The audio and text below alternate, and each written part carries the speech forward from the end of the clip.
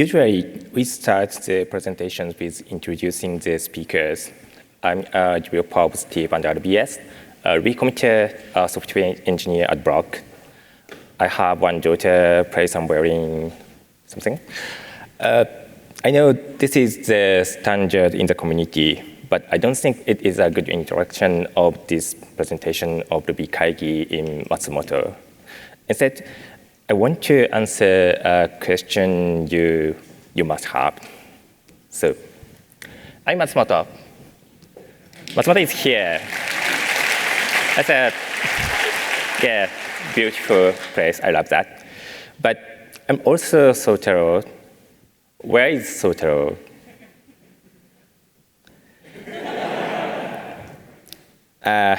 We have Soutaro here in Oita. And another Soutaro is in Izu. I visited both places about 10 years ago and took some photos. This is Soutaro Station in Oita.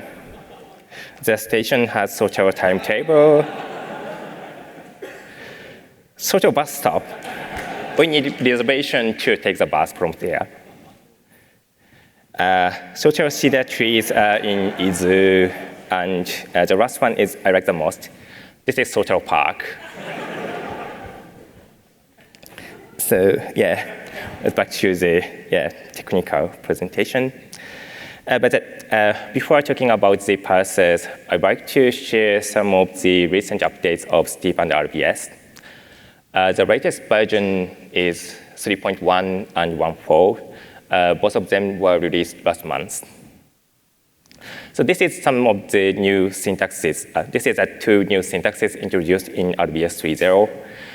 The class module alias syntax allows defining the alias of some long name classes or modules. This is corresponds to you assign some class or module to some constant and use that constant as a class name or the module name in your Ruby code. Another one is that use syntax. So you can write use something from the long package name to import some class name or like that. This is equivalent to the import statements in Java and C#, but it is for RBS.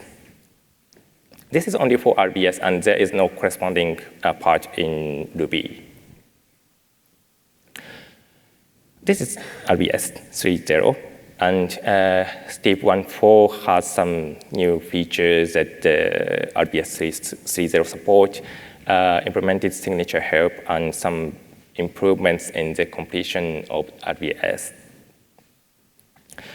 So this is a signature help. It pops up automatically when you type the parent after the method call.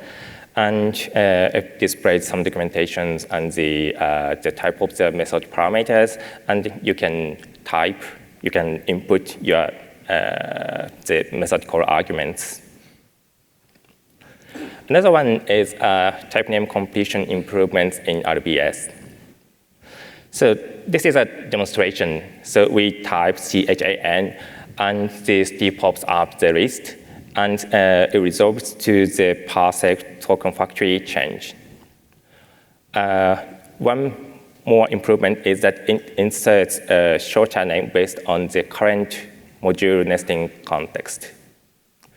But if we see the video carefully, you will find some questions. So we have two different type names for same input. The parameter type is a free qualified type name, but the return type is a shorter name. So why we have two different type names here? So let's see the detail. When we are typing the parameter type in the RBS, the syntax of RBS is broken. The allow and return type is missing in the method definition. And the current RBS parser stops working totally in that case. and the module nesting context is lost. So a step falls back to the backup mode to insert the absolute type name instead. But when we are typing the return type, it is, how do you say that, syntactically correct RBS file. So the parsing the RBS file succeeds, and the module nesting context is calculated. So it will find the shortest relative type names to be inserted. So that kind of the inconsistency is caused by the parsing errors. And yeah, I think that you have heard the two talks about parsers already. So yeah, the same thing. We need some parsers that continue working even with syntax errors to provide some of the advanced IDE features like completion, signature help, jump to definition. No. But yeah. And I made a parser generator that works, that handles errors gracefully. So, no.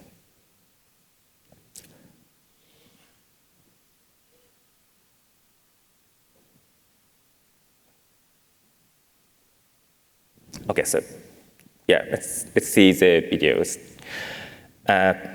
This is the RBS file. There is a class conference, and we type the add a new class talk inside the conference.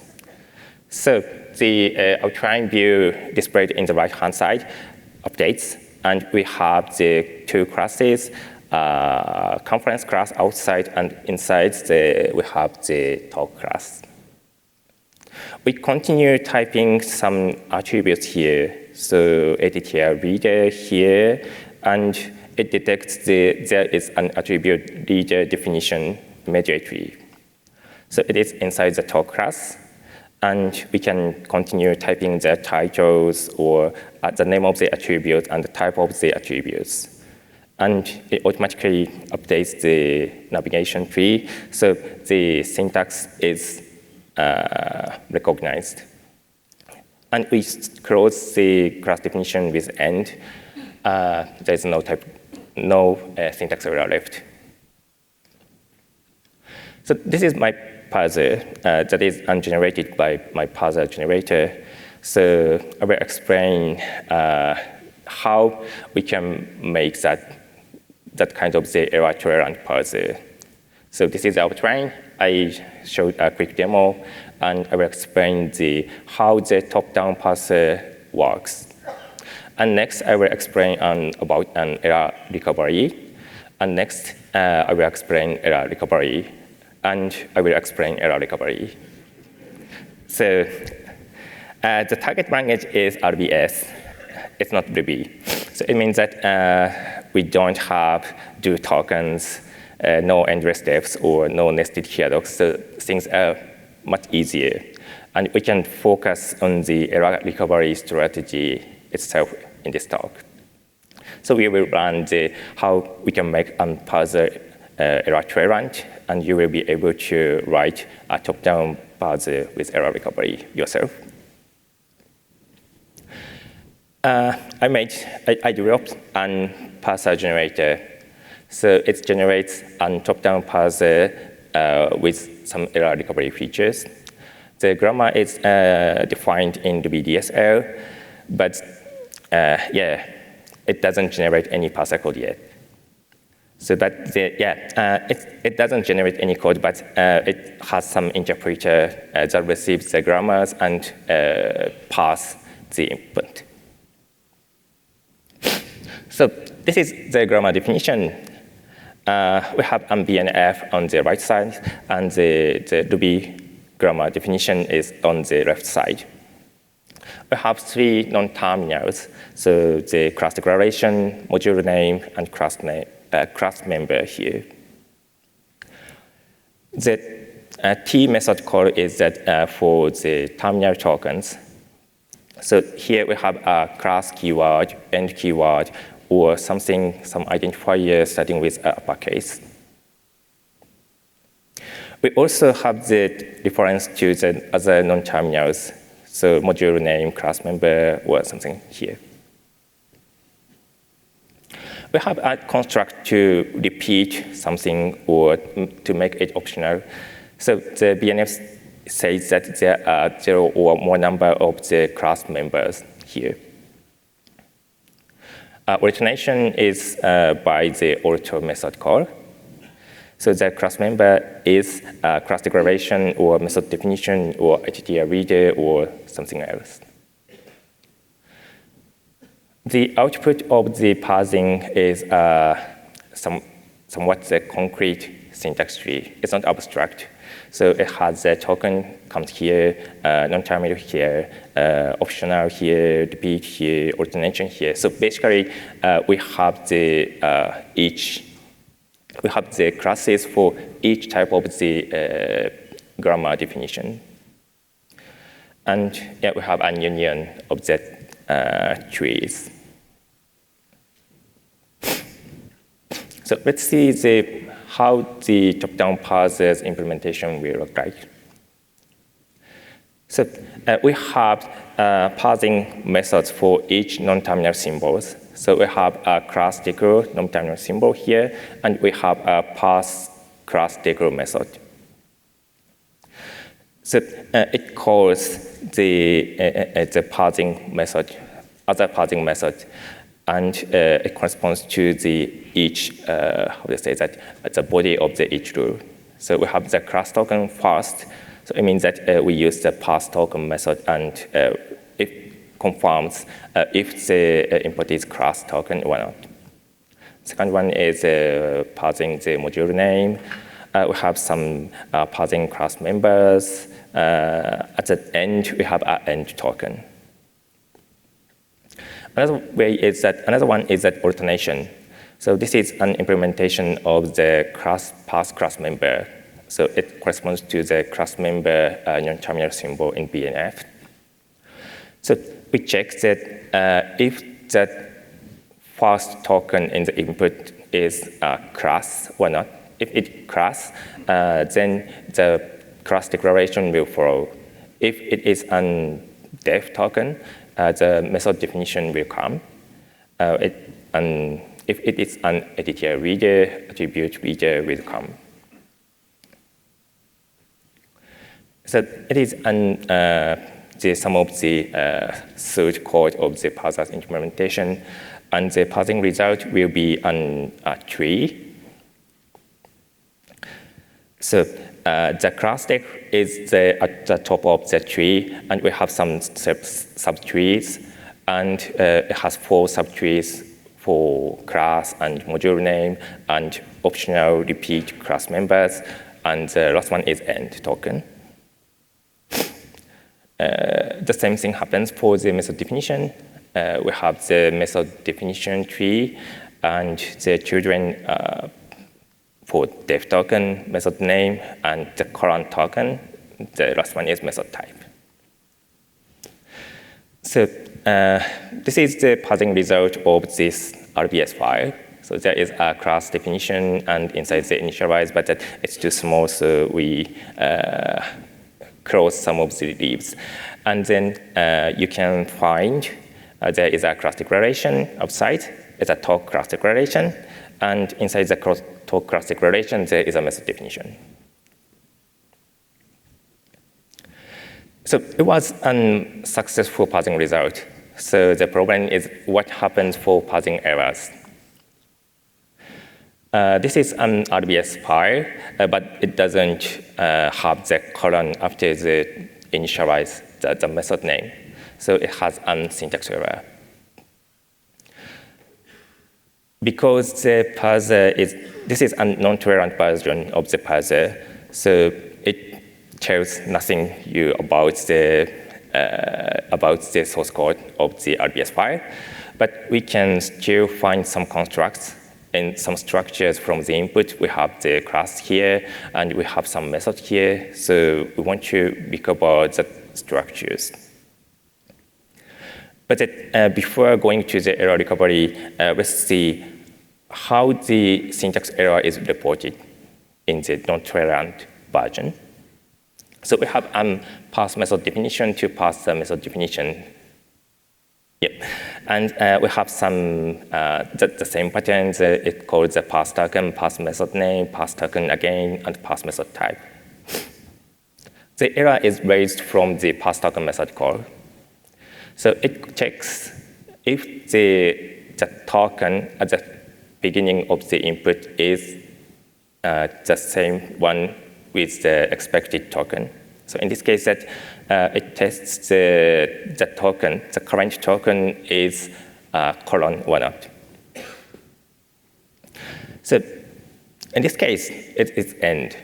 So it raises a syntax error here. So the first step to make it error tolerant is introduce a missing tree.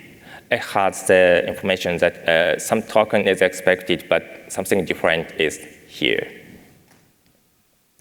And instead of raising the exceptions, it returns a missing tree.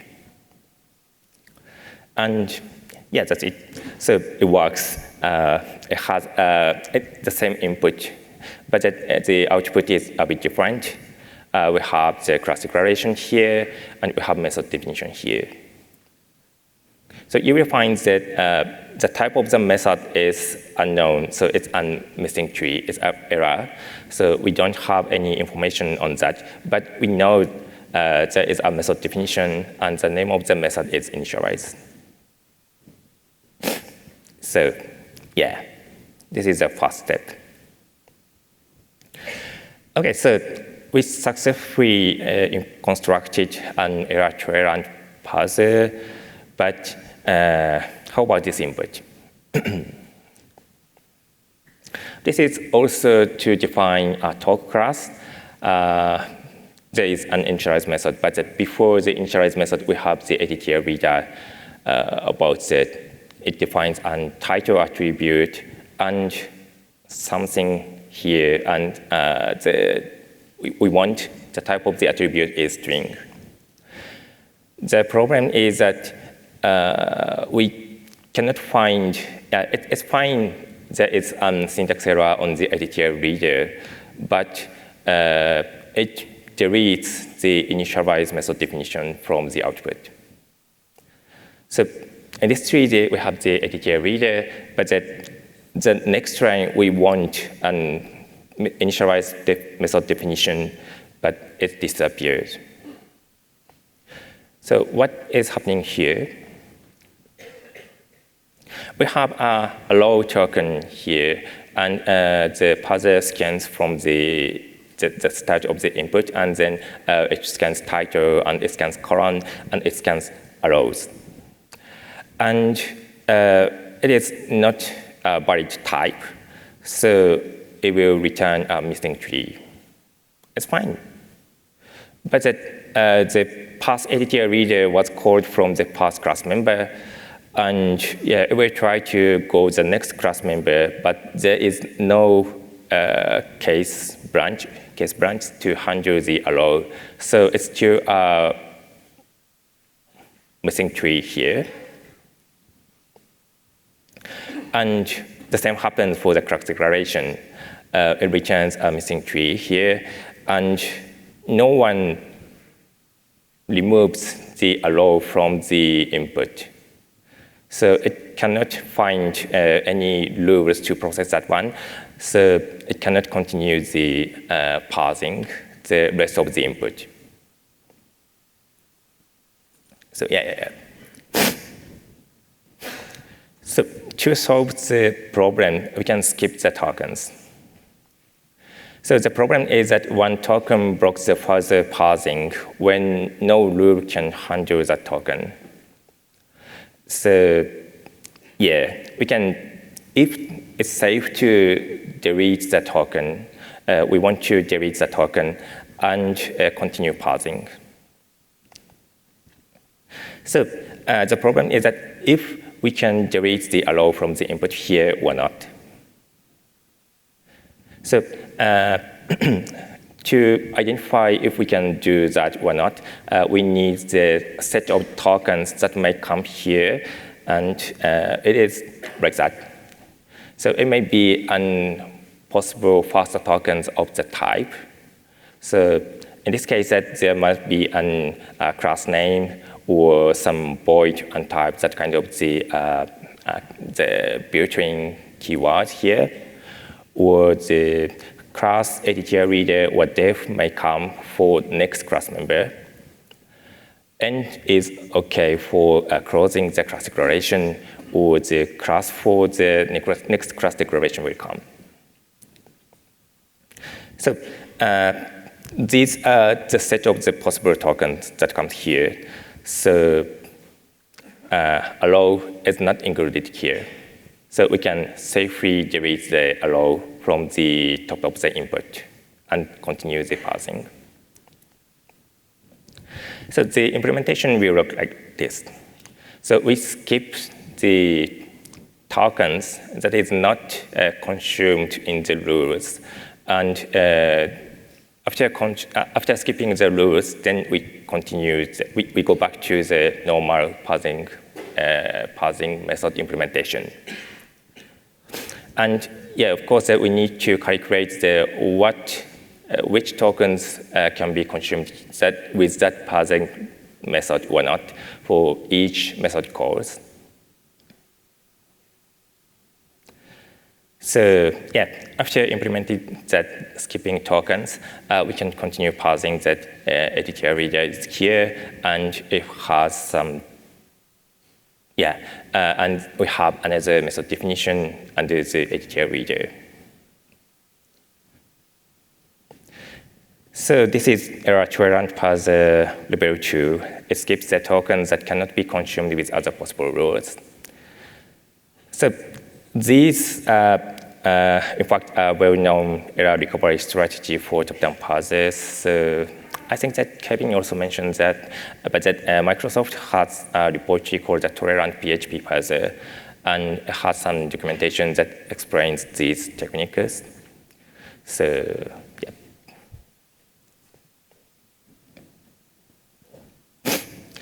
Okay, so let's go to another problem. We have conference class here. And inside, we have another class declaration. The talk class is declared inside the conference class. We have diff initialize and something, and we have end. So what is the result of the parsing this tree? It is like this. So we have a conference class outermost here, and we have a class declaration of talk inside the conference class. And we have the method definition inside the talk class. So the problem is that if it is what we want or not. So in this case, that probably you will guess that this initialize method is a method of the conference class, not the talk class.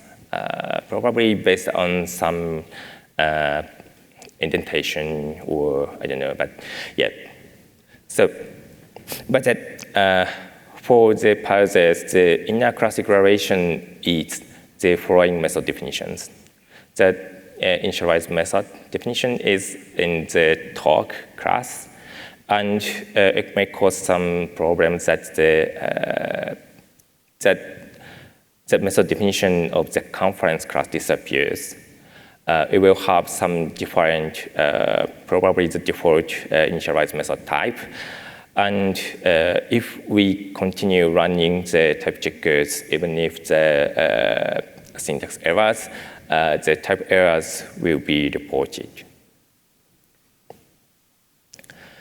So in this case, I'm sorry, the better error recovery is to close the talk definition immediately before the def initialize, the initialize method definition. But let's see the closer about how the users are doing. So in this case, I think that I can assume that the user has class declaration like this. So we have the conference class declaration, and inside the class declaration, we have initialize method definition. And we insert a line of the class talk, new line, and here it is a broken syntax. The user will continue typing. They will type end, and the syntax will go valid one.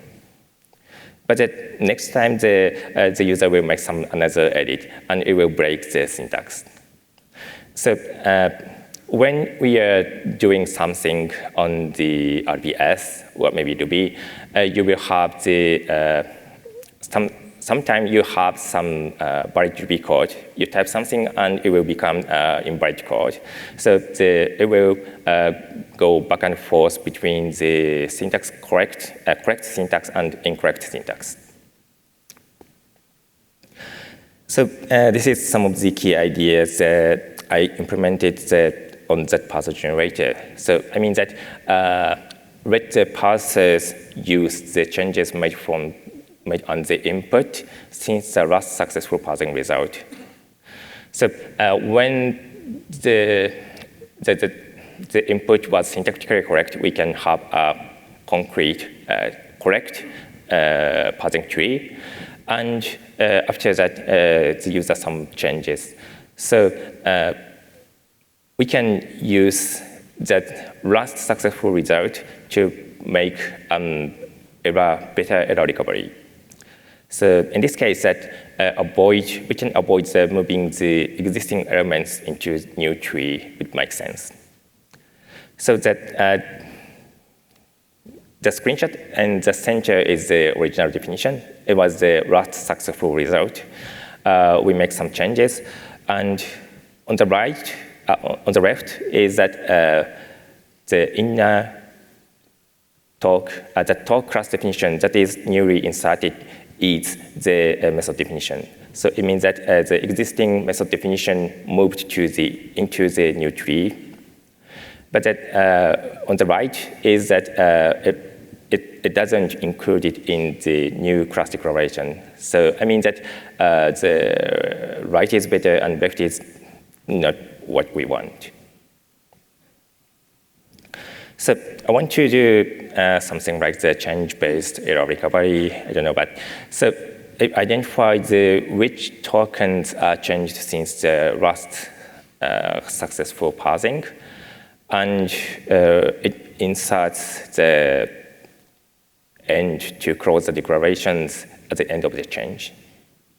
So in this case, we assume that the class conference and initialize method definition was the input that was successfully parsed, and the user inserts the class and talk.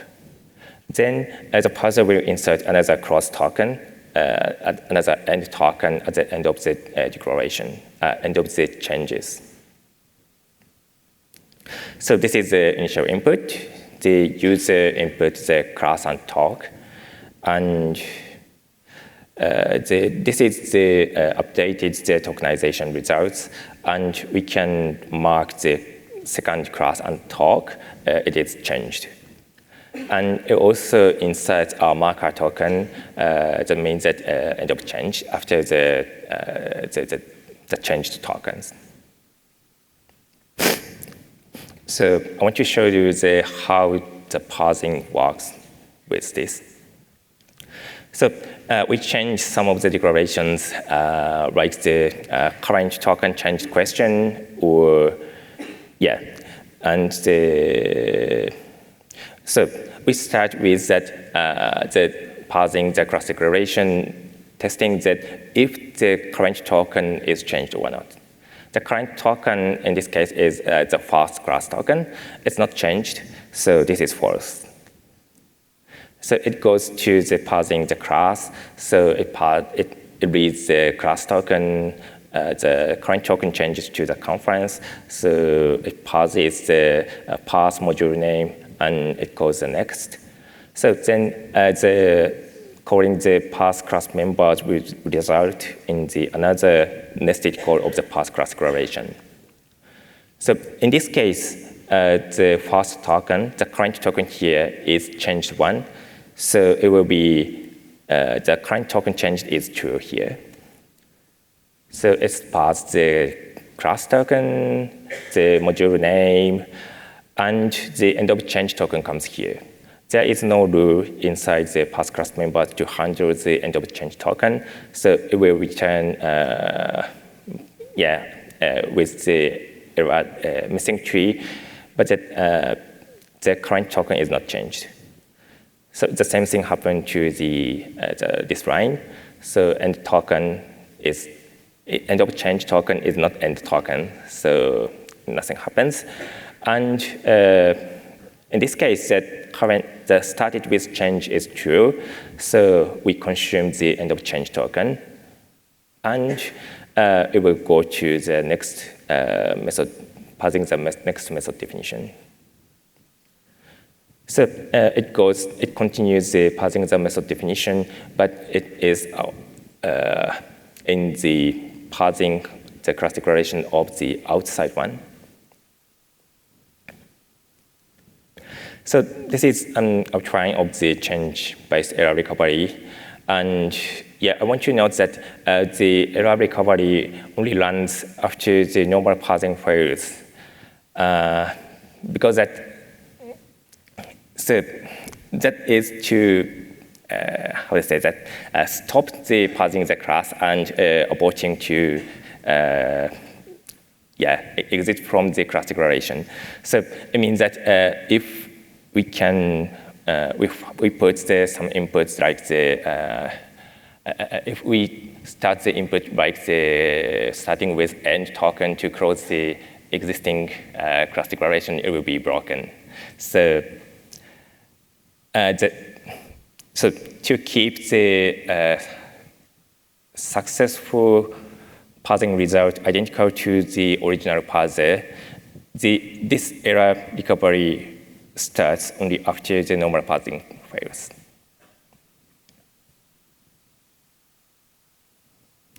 So this is another demonstration. So we have a class conference class declaration, and inside it we start the typing adding another class declaration.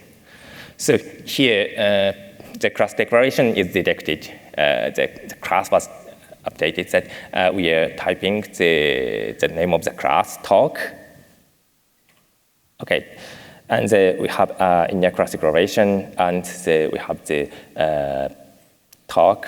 The name of that class is talk. So we continue typing.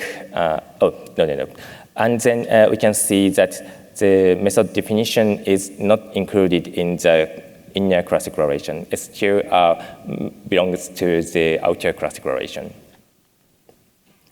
We can continue typing something in the inner class, but it works. The ATTL reader attributes defined in the class talk class is attributes of the talk class. And we can add some nested class declaration here. There's a class declaration. We come here, and it's still working. The method definition is still at the conference class. And we put the end here and another end here. So that the text with the blue underline is that the changed area after the last successful parsing result. So it starts from the second class definition, and after we have the correct syntax, it will be cleared. So this is an introduction of the how we can make the error recovery better based on the user's changes. I think that this method has several benefits, and the most important one, I think, is that it requires a minimal grammar modification. In fact, we need a notation that it should trigger on the class declaration, module declaration, and interface declaration. It should not trigger during the method definition or that kind of the smaller, that cannot be nested elements. But yeah, the grammar modification is very small, I think. And yeah. So I think that another one is that using the indentation level information. But yeah, I don't think that it's a really good one because that it needs a lot of the fix on the, I don't know, but yeah, and if you really like the indentation-based programming, you can use Python. And another benefit, I think, is that it's a token-based change detection. So it's to make something better based on the last successful parsing tree, but that calculating the differences between two trees are not required. So we don't have to make a lot of the possible error recovery parsing trees and compare each of them and then find the best one. Or we don't have to do that.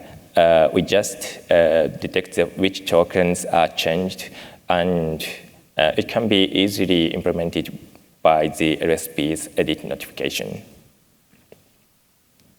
But the problem is that it's a very fragile. It's based on my observation of how users edit the source code.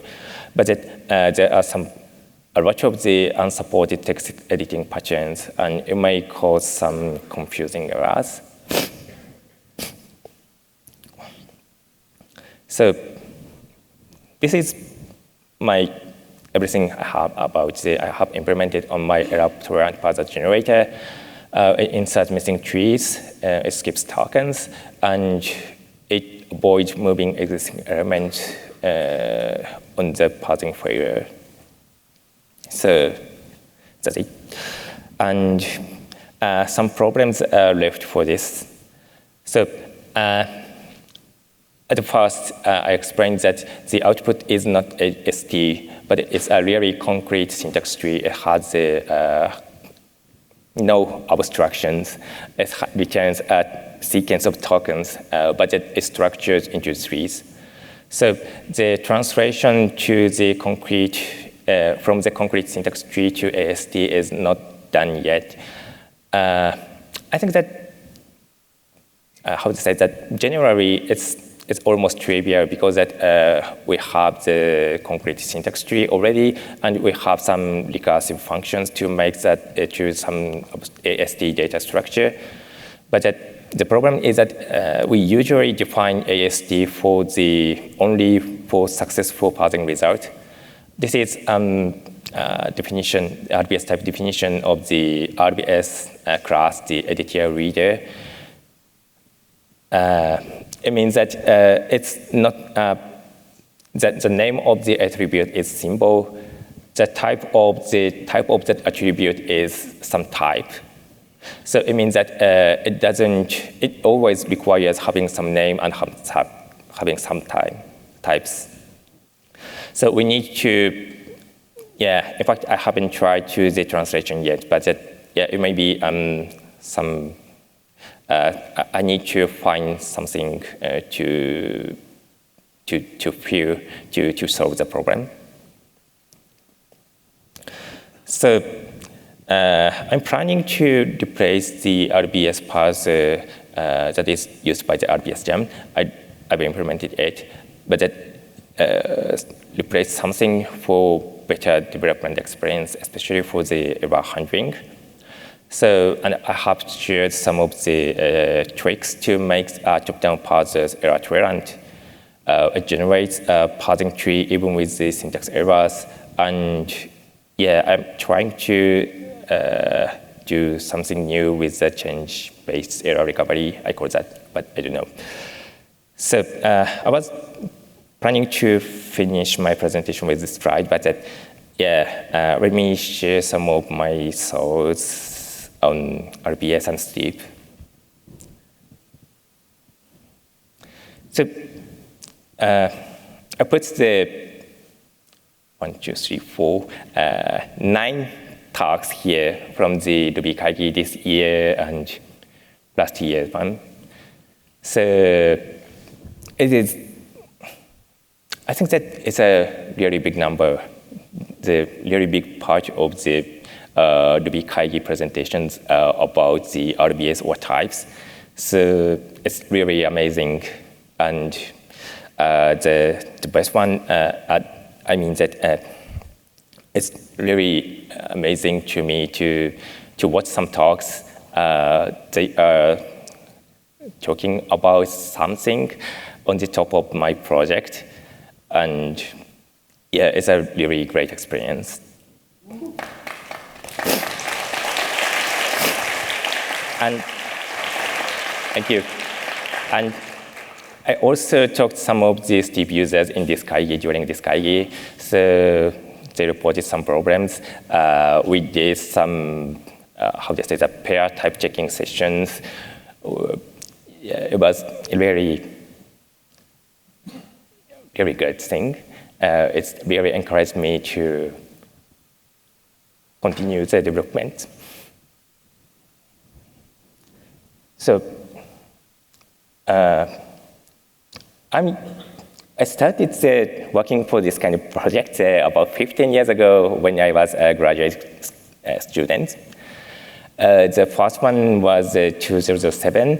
It was based on the ML's type inference, and I made another one in 2009 or so that based on the control flow analysis. And yeah, finally I got PhD, but the tools are not something really useful. So I stopped working in this area. And it was 2017, the OED RubyKaigi, that is a local version of RubyKaigi that was also organized by Matsumoto-san. So this one. So he talked to me and said to have the presentation about the types or something else. And I had some presentation. And yeah, this is the slide from that presentation at the RubyKaigi. So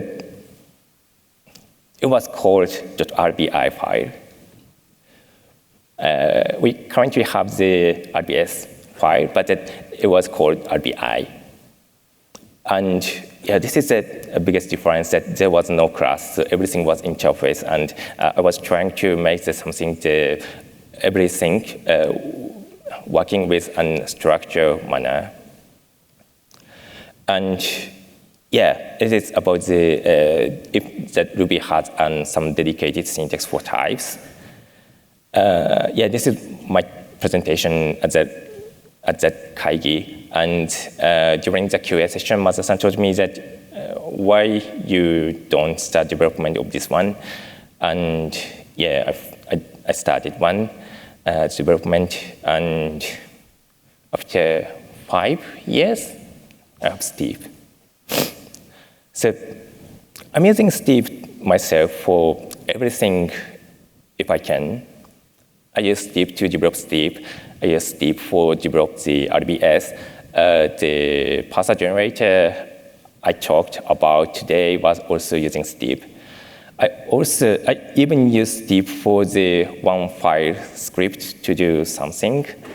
And yeah, it's very great to, at least to me, the Ruby with Steve is the best Ruby programming experience to me already. So yeah, yeah, this is a quote from the Maths Keynote this year. The best way to predict the future is to invent its after 15 years that I did something somewhat useful, something somewhat meaningful myself, and I'm using it and feeling happy. So yeah, this is really great to me. So yeah, this is the last slide. So unfortunately, I will leave Matsumoto soon, so without attending the after party. So if you have any question or comments, get me in this venue. And yeah, of course, that you can talk to me on the internet if you have any questions or anything else. So that's it. Thank you so much.